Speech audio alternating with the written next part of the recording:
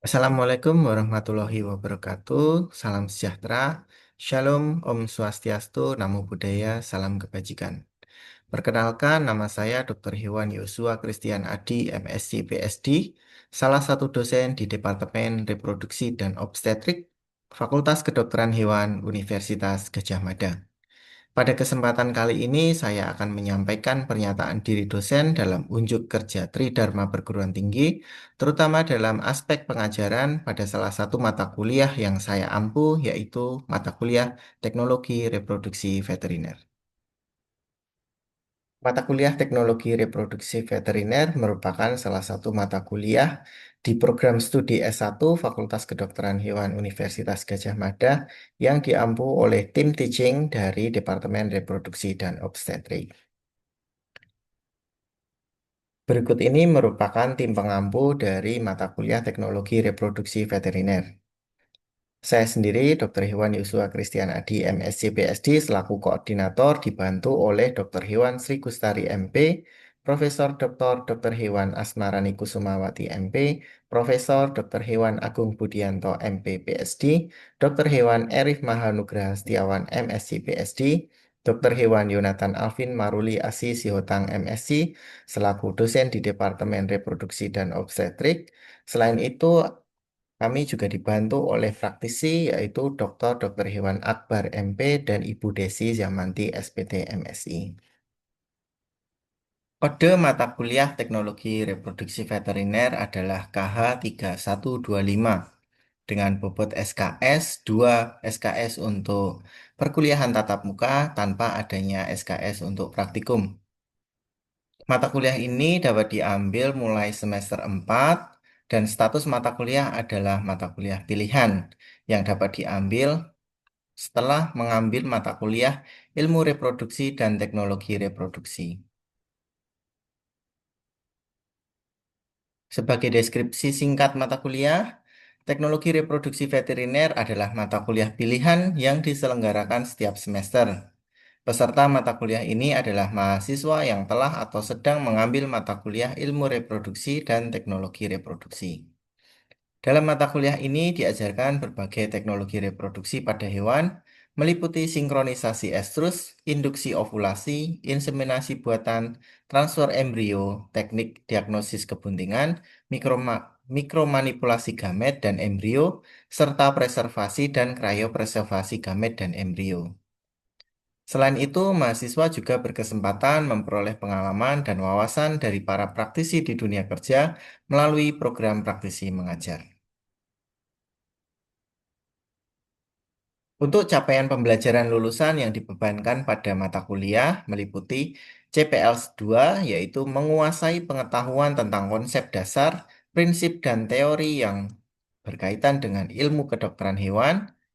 CPL 3 menguasai keterampilan dalam penerapan ilmu pengetahuan dan teknologi di laboratorium biomedis, mencakup anatomi, histologi, fisiologi, biokimia, embriologi, reproduksi, patologi klinik, patologi, mikrobiologi, parasitologi, imunologi, farmakologi, toksikologi, radiologi, dan kesehatan masyarakat veteriner.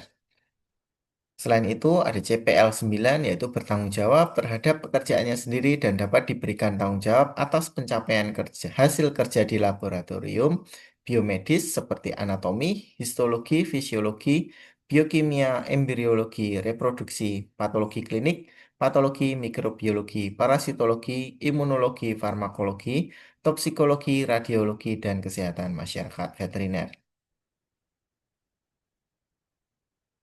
Untuk capaian pembelajaran mata kuliah, setelah menyelesaikan pembelajaran mata kuliah ini, mahasiswa diharapkan mampu, yang pertama, mahasiswa mampu menjelaskan teknologi reproduksi pada ternak, meliputi sapi, domba, kambing, babi, dan kuda, termasuk induksi ovulasi, sinkronisasi estrus, inseminasi buatan, transfer embrio, teknik diagnosis kebuntingan, mikromanipulasi gamet dan embrio, serta preservasi dan kriopreservasi gamet dan embrio.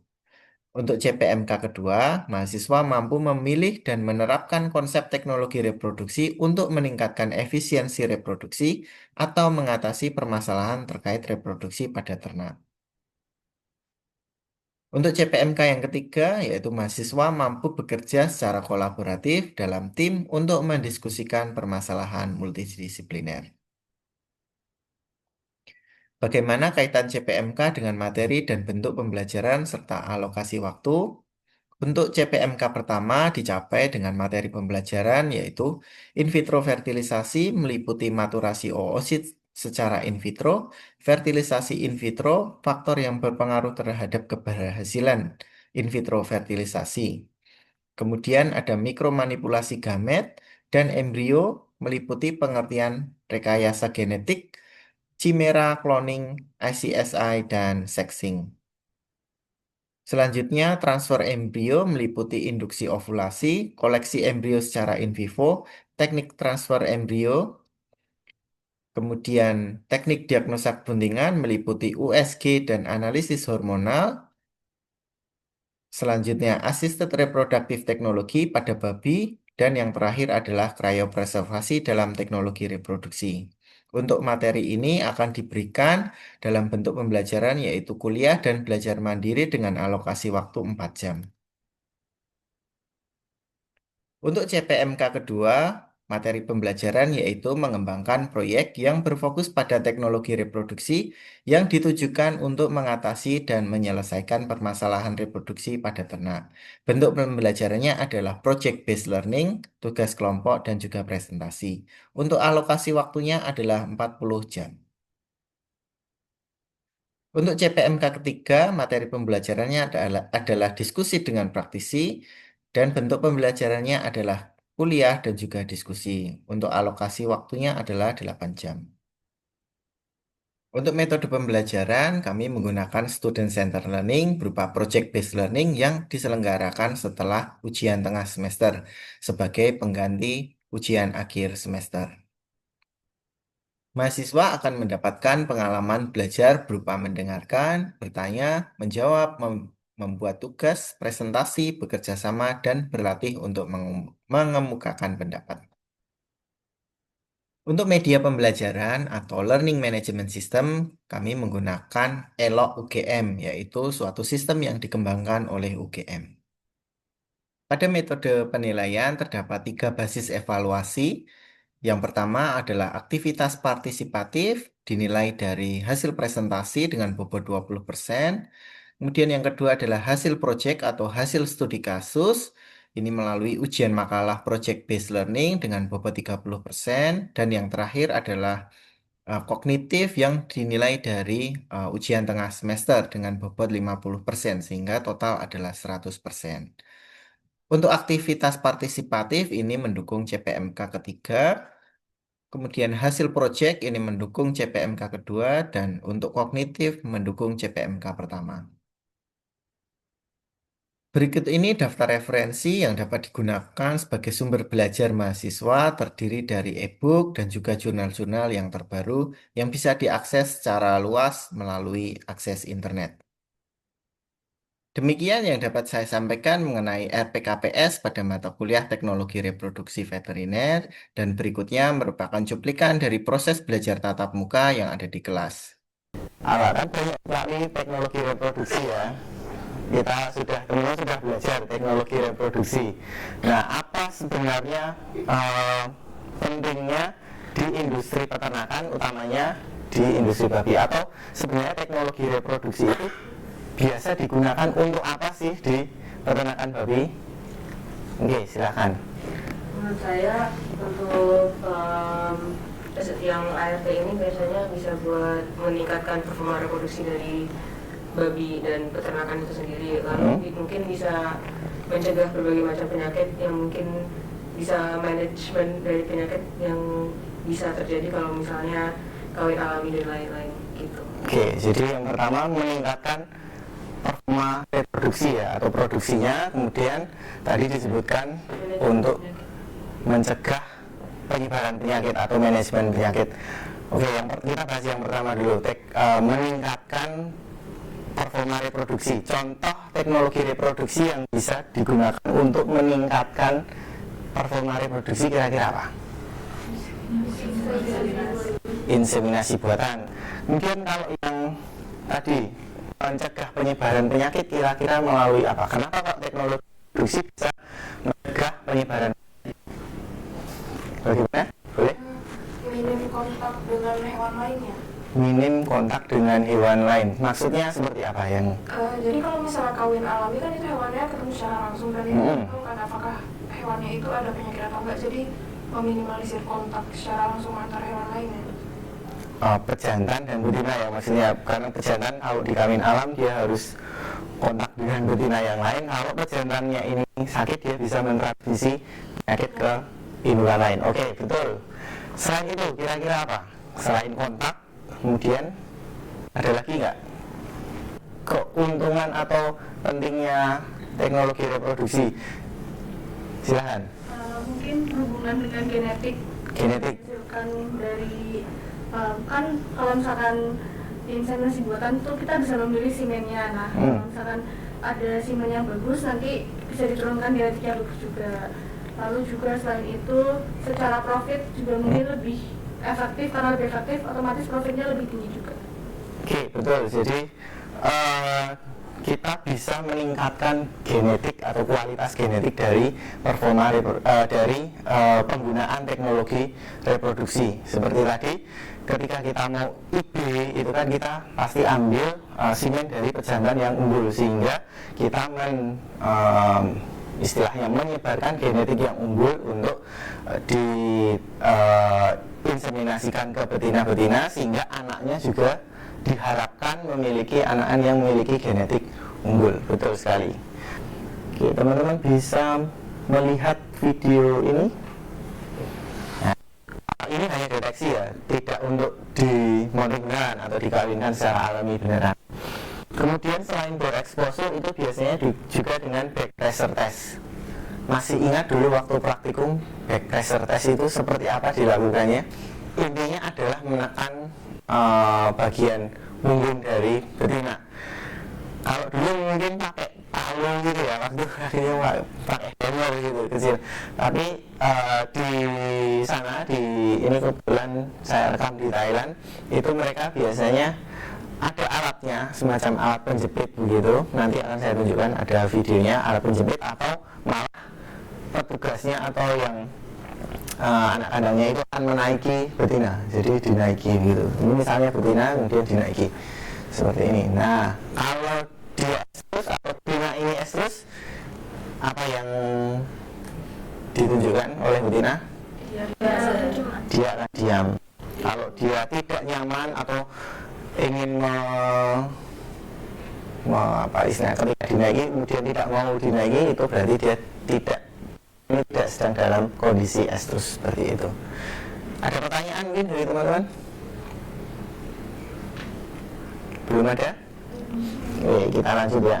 Ini adalah contoh deteksi estrus yang masih umum, tetapi sekarang sudah mulai beralih atau ditemukan atau banyak diteliti untuk deteksi estrus menggunakan artificial intelligence dan juga robotik. Kamera, jadi ada kamera, kemudian dengan artificial intelligence artinya pasti ada metrik-metrik tertentu. Jadi pemanfaatan teknologi dan artificial intelligence saat ini sudah mulai berkembang, bahkan sampai ke untuk mendeteksi estrus pada industri peternakan babi.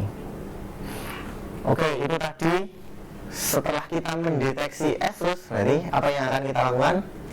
Melakukan inseminasi buatan. Nah, ada yang sudah tahu prosedur inseminasi buatan, bisa menjelaskan pada babi? Oke, silakan. Jadi yang kemarin kami dapatkan dan kami lihat ketika inseminasi buatan di Lombok ya, yang kemarin. Nah, di sana sudah menerapkan IB ya pada babi. Seperti apa kalau di sana? Kalau di sana itu ada menggunakan semen segar, lalu segera diantarkan. Itu kami juga melakukan pengamatan terlebih dahulu. Di situ babi sudah terlihat telinganya tegak dan dia hanya diam saja. Mau dipegang bagaimanapun dia hanya diam. Okay. Lalu di situ sudah dipastikan bahwa itu sedang estrus. lalu dilanjutkan dengan memasukkan kateter yang berbentuk seperti uliran itu dalam saluran reproduksi babi. Kemudian semen yang sudah siap di botol kateter dimasukkan secara perlahan, dibuat sudutnya agak tinggi secara perlahan sekitar 2 sampai 5 menit mungkin ya, karena di situ volumenya cukup banyak. Setelah itu dilepas secara perlahan. Oke, kemudian berapa kali di IB? Hanya 1 kali atau ada pengulangan? Kalau yang itu pengulangan setelah ya estos kedua kali itu pengulangan kedua. Tetap di IB lagi dengan semen yang dikoleksi lagi fresh, kemudian di IB kan lagi seperti itu. Oke, biasanya berapa ekor yang di IB? Sesuai permintaan. Oh, sesuai permintaan. Ya, Oke. Berarti misalnya ada, kemarin paling banyak ada 2 ekor, kemudian pesan ke yang punya pejantan atau pejantannya sendiri?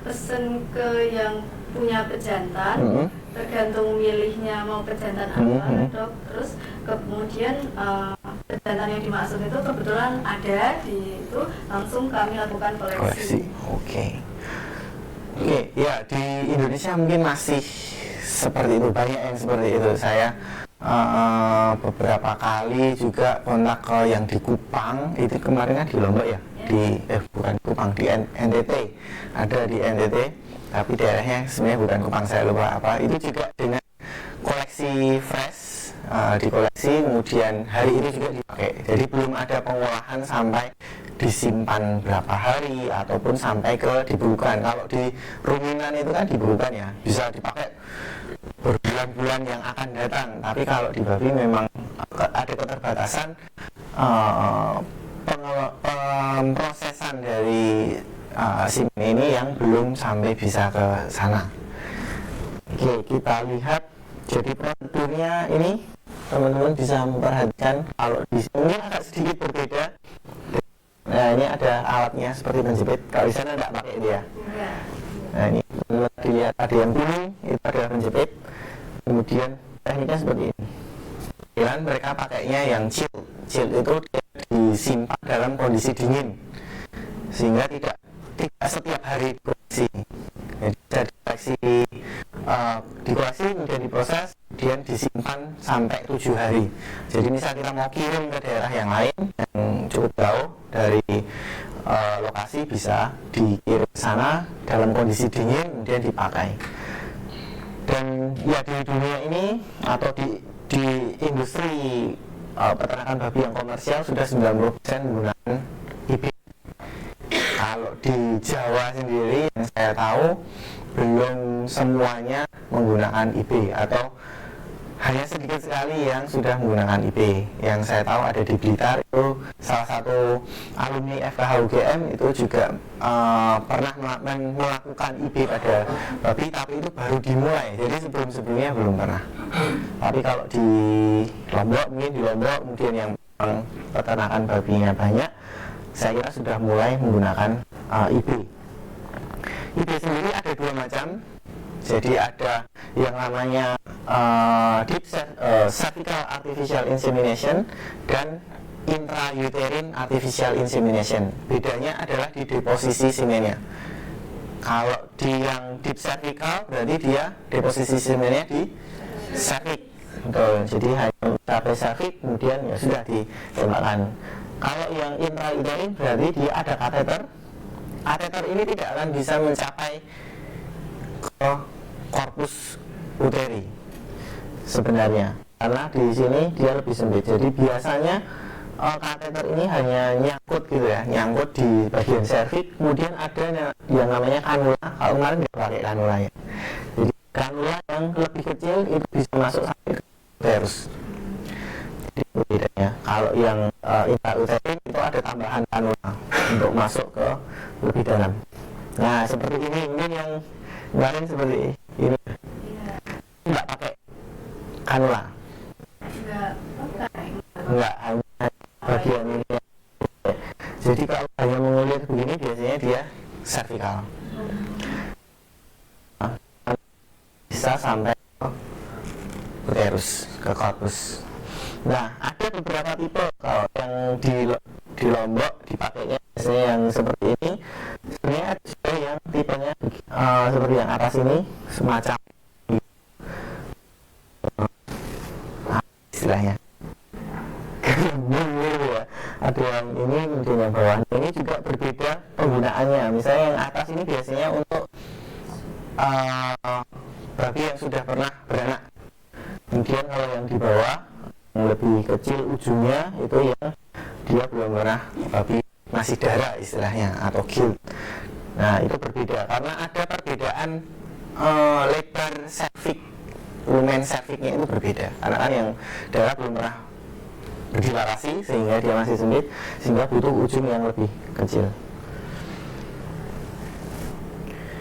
Oke, ini untuk kanulanya juga berbeda antara yang darah dan juga yang sudah pernah beranak. Diameternya lebih kecil yang untuk darah karena memang lumennya lebih sempit sehingga butuh kanula yang lebih kecil untuk bisa melewati serviks sampai ke uterus.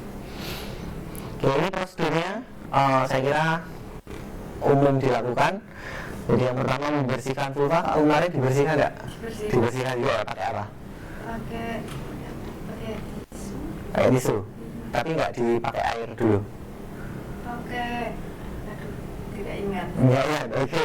Jadi biasanya kalau yang saya lakukan di Thailand itu saya belajarnya pakai air dulu, dibersihkan pakai air, disemprot, kemudian tetap harus dikeringkan dengan itu. Karena kenapa?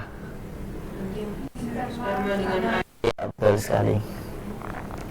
Setelah itu, setelah dikeringkan, ya idealnya adalah ujung kateter diberi lubrikan, kemudian bisa dimasukkan dengan arah tadi 30 derajat. Kemudian tahunya dia sudah sampai serviks atau belum, itu biasanya kita tarik lagi. Kalau dia sudah terasa tersangkut, itu berarti dia sudah sampai ke serviks. Tapi kalau masih bisa ditarik kemudian dimasukkan, itu berarti belum sampai. Jadi bisa dimasukkan lebih dalam lagi. Setelah kateter itu masuk, maka yang kedua kanulanya dimasukkan. Memang bisa masuk, dimasukkan. Tapi kalau tidak bisa dimasukkan, ya sudah tidak apa. Karena kan dia sudah sampai ke serviks. Jadi nanti jatuhnya adalah kita intra atau deep cervical artificial insemination, bukan yang intrauterine. Tidak masalah. Ya setelah itu tadi dimasukkan semen yang chilled atau fresh sebanyak apa kalau yang di sana? 60 mili. 60 mili. Oke. Itu kalau yang saya baca bisa sampai 80 sampai 100 mili juga, tergantung dari jumlah spermatozoa dan lain sebagainya. Setelah selesai semua diposisikan, tidak boleh kateter itu langsung dicabut sebenarnya. Kalau yang di sana langsung dicabut enggak? Ditunggu dulu. Ditunggu dulu. Ya. Betul. Jadi itu harus ditunggu dulu karena kalau langsung dicabut nanti semennya akan tumpah keluar. Oke, tadi prosedur untuk kemudian bagaimana memproses semennya, kemudian menyimpan dan mentransportasikannya. Nah ini adalah contoh babi apa? Teman-teman tahu? Durok, ya, karena warnanya merah. Kalau yang warna lain, warna putih itu, ya ini contoh babi durok. Nah, saya melakukan penelitian membandingkan antara babi Landrace Yorkshire dan Elio. Crossbreed antara Landrace sama Yorkshire. Nah, ternyata untuk volumenya itu yang paling tinggi atau yang lebih banyak itu Landrace Yorkshire dan Crossbreed Landrace Yorkshire. Durok itu volumenya lebih rendah secara volume ya. Kemudian dari tidak ada perbedaan. Nah, karena volumenya berbeda, maka total sperma per ejakulat itu juga berbeda. Yang paling tinggi adalah yang Landrace, yang Durok ini lebih rendah. Nah, jadi ini membuktikan bahwa breed itu juga mempengaruhi kualitas semen. Nah, untuk koleksinya apakah sama di Lombok seperti ini dengan hand glove? pakai dummy enggak atau pakai dummy juga? Kemudian kalau sudah ereksi ditarik dulu, kemudian ditampung ditampung yang dialasi kasa. Betul ya, sebetulnya ditampung dialasi kasa, kemudian langsung ditampung di sana. Kemarin itu Tambah berapa volumenya, baru setelah itu disimpan di tabung kateter itu. Oke. Tidak ada tambahan. Ya, kalau di sini kalau untuk disimpan dalam waktu yang cukup lama, misalnya 1 minggu, itu biasanya kita menambahkan extender atau semen extender. Nah itu macam-macam. Kalau di babi itu sangat penting konsentrasi sebenarnya, karena ketika kita mau membagi itu kan nanti satu ejakula tidak untuk satu betina kan, pasti diperuntukkan untuk beberapa betina. Makanya kita perlu menambahkan semen extender untuk menambah volume, kemudian membaginya ke dalam beberapa tube gitu ya. Nah konsentrasi ini menjadi penting karena untuk menentukan berapa jumlah extender yang harus kita tambahkan, kemudian setelah ditambahkan bisa dibagi ke berapa tube atau dosis inseminasi. Oke, nah ini adalah contoh, harusnya tidak ada. Ini contoh semen extender. Jadi kenapa butuh semen extender ketika kita akan menyimpan di suhu dingin? Karena yang pertama, spermatozoa ini sangat sensitif terhadap perubahan temperatur suhu. Kemudian ada perubahan 2-3 derajat saja itu mereduksi semacam viabilitas dari spermatozoa. Makanya dia ketika menyimpan harus stabil, misalnya 15-18 derajat. Ya tidak boleh mesinnya atau bloknya itu mati gitu. Nah perbedaan suhu itu bisa menyebabkan kerusakan spermatozoa. Oke, sekarang quiz time. Teman-teman bisa menjawab pertanyaan. Jadi pertanyaannya adalah model sinkronisasi breeding dan partus. Oke, mungkin saya beri waktu 5 menit ya, mulai dari sekarang. Oke, waktunya habis. Sudah disubmit semua? Sudah. Oke. Sebelum kita tutup, ada pertanyaan dari teman-teman? Oke, boleh. Tapi ini kepo aja dok. Oke. Jadi kalau misal di sapi kan kalau kita bisa mendeteksi sadar misal kayak gitu. Tapi kalau misal di peternakan babi dengan bereksposur tapi dia tidak menunjukkan misal silent heat itu apakah ada juga? Oke, kalau kita bicara skala komersil ya. Kalau komersil saya bilang komersil artinya tidak hanya 1-2 ekor, tapi biasanya ratusan. Dalam skala industri, silent heat ini mungkin ditemukan, tetapi biasanya akan diabaikan. Artinya yang di IP ya yang memang estrus, terdeteksi estrus akan di IP. Kemudian bagaimana yang tidak terdeteksi estrus itu biasanya akan ditunggu sampai siklus berikutnya. Atau deteksi estrus itu dilakukan bisa setiap hari. Jadi kalau misalnya ada yang terdeteksi estrus hari ini, kemudian ada yang tidak terdeteksi, itu kan besoknya dideteksi lagi. Seperti itu setiap hari. Kalau dia tidak estrus atau tidak menunjukkan gejala estrus, biasanya apa yang dilakukan? Dikaling. Kalau skala industri, tapi kalau skala tradisional dia hanya punya babi 2-3 itu ya. Saran saya pertama kita harus mengecek dulu apakah memang secara nutrisi terpenuhi, kemudian hormonalnya seperti apa. Tapi kan itu mahal. Kalau memang tidak bisa diperbaiki atau repot, ya dibesarkan, digemukkan untuk dipotong, tapi kita mengganti betina lain seperti itu. Kalau skala industri pasti dikaling. Begitu. Ada pertanyaan lain? Atau sudah cukup jelas? Oke, kalau sudah cukup jelas, terima kasih untuk hari ini. Kita ketemu lagi di pertemuan minggu selanjutnya. Karena tadi dibuka dengan doa, kita tutup dengan berdoa. Semoga apa yang saya sampaikan ada manfaat untuk teman-teman. Berdoa dipersilakan.